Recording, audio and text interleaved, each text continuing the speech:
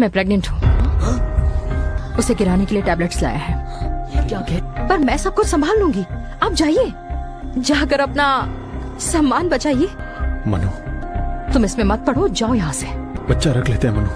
ओह, मुझे तुम दोनों चाहिए। कितना आसान लगता है ना वासु।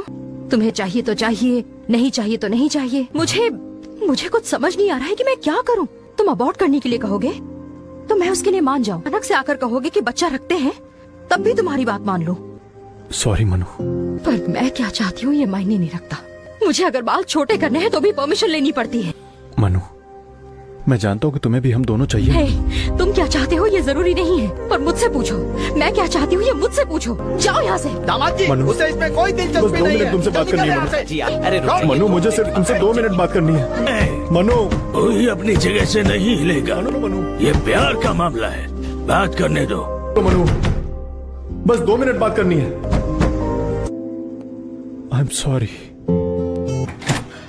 तुम आखिर चाहते क्या हो वासु? इस रिलेशनशिप में तुम क्या चाहते हो? तुम्हारा डर क्या है? तुम्हारी ड्रामा क्या है? सब तुम्हारे बारे में ही था।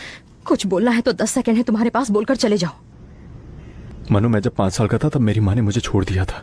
हो सकता है मुझे छोड़ के जाने के लिए उनके पास कोई वजह होगी। 22 सालों में वो मुझसे कभी भी आकर नहीं मिली। शायद उसका भी कोई कारण होगा जो सही नहीं है। तभी से मेरे मन में एक बात फिक्स हो गई थी, कोई मेरे बहुत करीब हो तो आसानी से दूर चला जाएगा।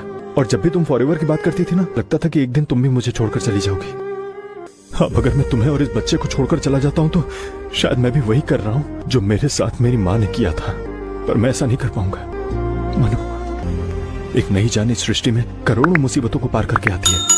हमारे बेटे ने मुसीबत को ही नहीं बल्कि मेरे मैजिक बलून को भी पार कर दिया। अपना बेटा करोड़ों में एक है। कैसे पता कि बेटा है? बेटी भी तो हो सकती है ना।